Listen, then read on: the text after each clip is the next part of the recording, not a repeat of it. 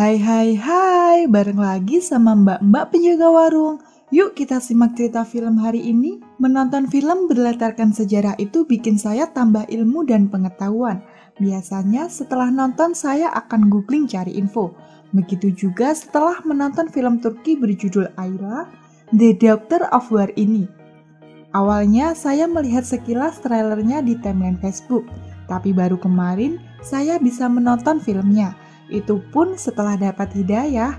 Jujur saya tuh agak malas nonton film yang dapat banyak penghargaan karena biasanya monoton dan lamban. Hahaha, namanya juga film seni kan?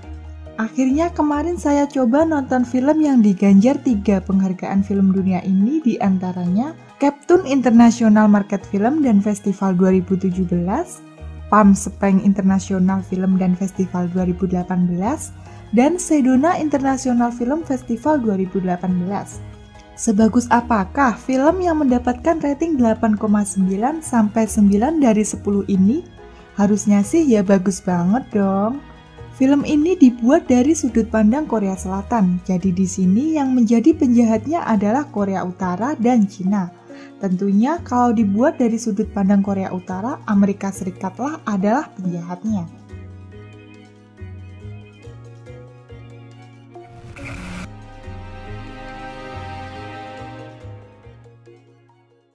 Jadi ceritanya tuh gini, Alkisah desa-desa di Korea Selatan di bumi hanguskan oleh pasukan Korea Utara dan Cina.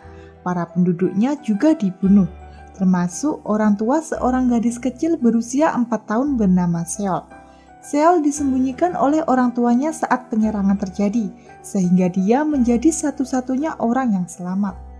Tentara Turki adalah bagian dari pasukan perdamaian yang dikirim ke Korea Selatan karena Turki bersekutu dengan Amerika Serikat. Tapi, tentara Turki ini tugasnya hanya menjaga perdamaian, ikut perang kalau terdesak, misalnya saat diserang oleh Korea Utara dan Cina.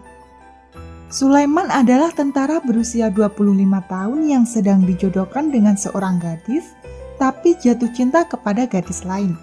Dia harus menyisihkan dilema cinta itu karena dipanggil tugas ke Korea Selatan. Banyak tentara Turki yang tak selamat setelah dikirim ke Korea Selatan. Keluarga Sulaiman pun harap-harap cemas dan selalu menantikan kabar Sulaiman. Beberapa kali saat berada di Korea Selatan, Sulaiman hampir terbunuh. Alhamdulillah selalu selamat, termasuk pada suatu malam setelah diserang oleh Cina. Sulaiman dan kawan-kawannya dalam pelarian, mendengar suara gemerisik dari balik semak-semak. Tadinya mereka hampir menembak ke arah suara itu, tapi Sulaiman menahan teman-temannya. Dia memutuskan untuk menghampiri sumber suara. Tak disangka, ternyata suara itu datang dari seorang gadis kecil yang sedang menggenggam tangan kaku ibunya. Gadis itu ketakutan melihat Sulaiman, tapi pemuda itu bisa menenangkan. Didorong oleh rasa kasihan, Sulaiman menggendong gadis itu dan membawanya pulang ke barak tentara Turki. Gadis itu diberi nama Ayla yang artinya sinar bulan, karena saat diambil tengah malam itu bulan sedang bersinar terang. Mereka berbicara dengan bahasa isyarat karena sama-sama tak mengerti bahasa masing-masing. Pada mulanya, Ayla tak pernah bicara saat ditanya sehingga orang-orang mengiranya bisu.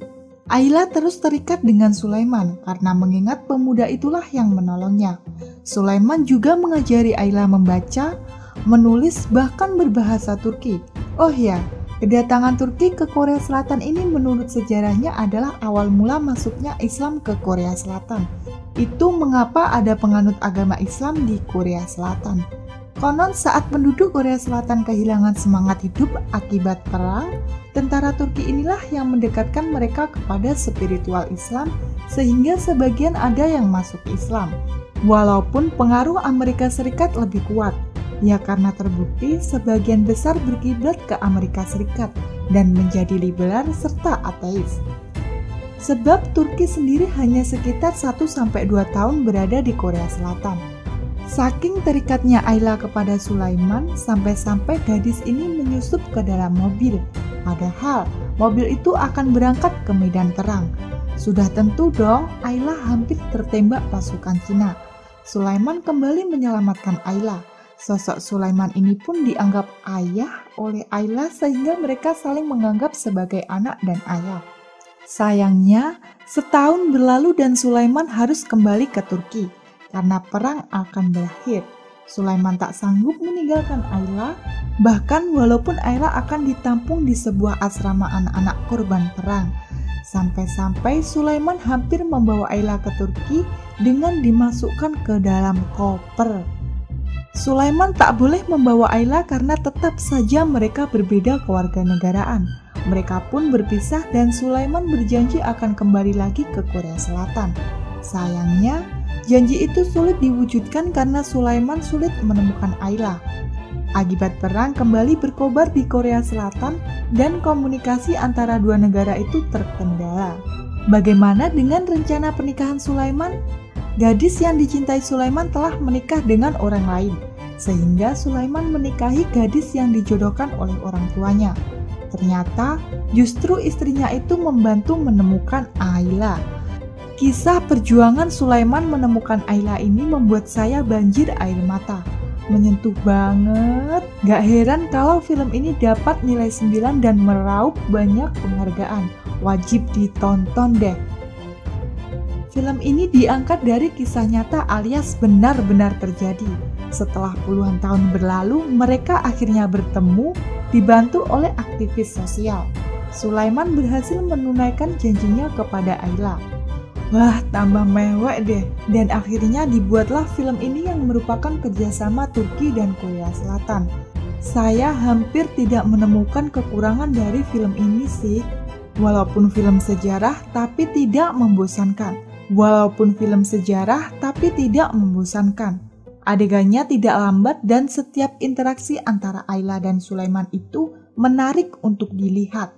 Apalagi sosok Ayla yang merupakan artis cilik terkenal di Korea Selatan ini sangat menggemaskan dengan akting natural.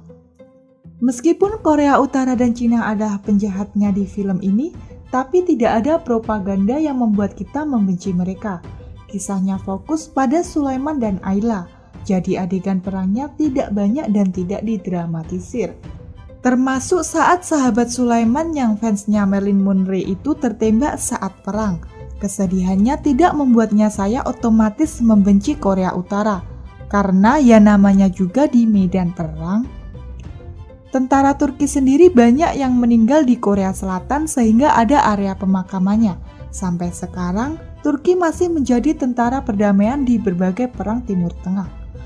Menurut info yang saya baca juga, banyak anak korban perang Korea Selatan yang dibawa dan diadopsi ke Turki. Buruan nonton ya, rugi deh kalau nggak nonton.